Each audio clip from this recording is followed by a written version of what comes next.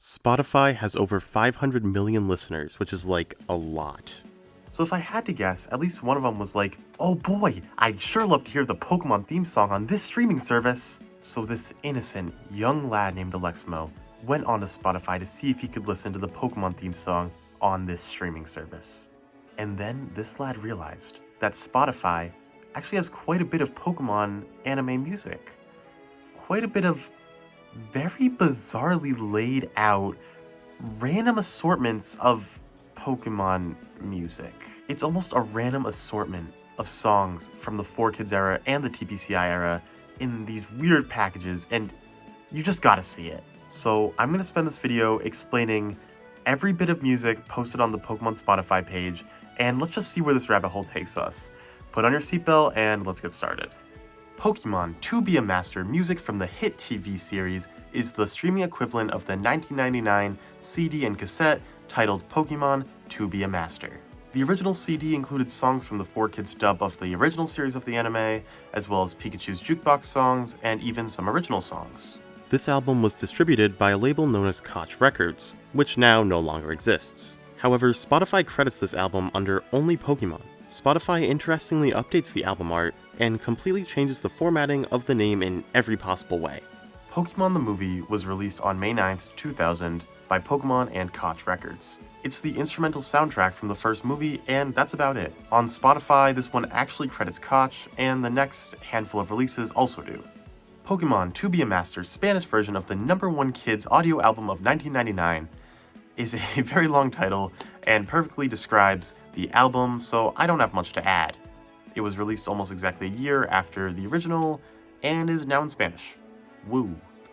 Pokemon Totally Pokemon music from the hit TV series is the streaming equivalent of Totally Pokemon, a CD released on January 23rd, 2001. It contains a bunch of songs from the Johto portion of the anime, including songs sung by Brock's voice actor, though most of the songs were sung by Johto.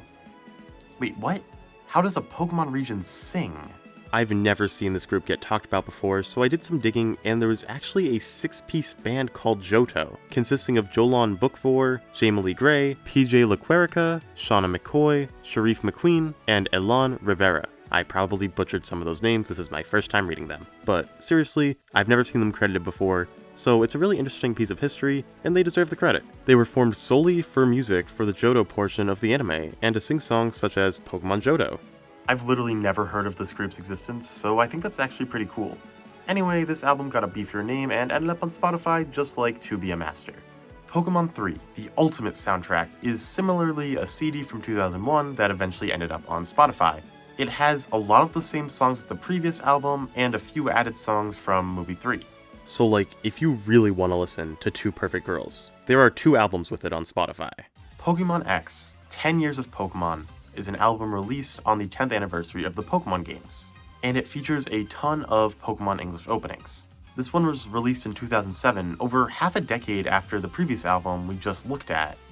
This one was also originally released on iTunes, as opposed to a CD or cassette like the other releases we've been talking about so far. And then it eventually ended up on CD, with the CD actually having 5 extra songs that are not found on iTunes or Spotify, which is bizarre. Of these openings, some are the full versions, but some are only 30 seconds long, so like, that's just kinda weird, right? Christmas Bash was released on October 9th, 2007, except I just lied to you. All of the other releases on Spotify are credited to the correct date, but Pokemon Christmas Bash was actually released on October 23rd, 2001. My theory would be that it was added to streaming in 2007, but that's definitely a weird inconsistency. Anyway, this album is a collection of original and parody Christmas songs all about Pokemon. And it turns out this release actually includes some lyrics that might be considered offensive to certain religions. I'll leave the research to that part up to you guys. Pokemon Movie Music Collection original soundtrack was released completely digitally on December 23rd, 2017. This means we're also 10 years past the previous release we just looked at. I don't really know what made TPCI choose to start posting on their Spotify page again, but here we are. This is the first album not created by 4Kids and Koch, instead composed and released by Pokemon, TPCI, and Ed Goldfarb. Goldfarb, we'll be seeing a lot more of you coming up shortly. In any case, it's just a random assortment of music from recent Pokemon movies at the time. The Journey Starts Today theme from Pokemon Journeys is a single released in 2020 and is simply the theme song from the dub Season 23. Not much to say here, but it's cool to have a timely digital release of an opening from the Pokemon English dub. Not like the Japanese versions have been doing this for years or anything. Journey to Your Heart, theme from Pokemon Master Journeys, is a single released in 2021 and is the same song and dance as the other one we just covered. Except this is just the 30-second version and not a full version of the song, so like, that's just a weird inconsistency. I don't know why. Pokemon Mewtwo Strikes Back Evolution was released on September 7th, 2021, which is well over a year after that movie was actually released. I guess it's supposed to be the soundtrack for the movie, but it's only 2 tracks, so not much to add. Bidoof's Big Stand original soundtrack is the soundtrack from a short released on the Pokemon YouTube channel. For some reason, in 2022, after posting only Pokemon anime songs to the Spotify page, there's now a soundtrack for this random short.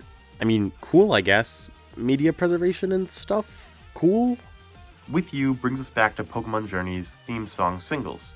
And this one's back to full length, which is nice, but it makes it weirder that the last one was only the 30-second version.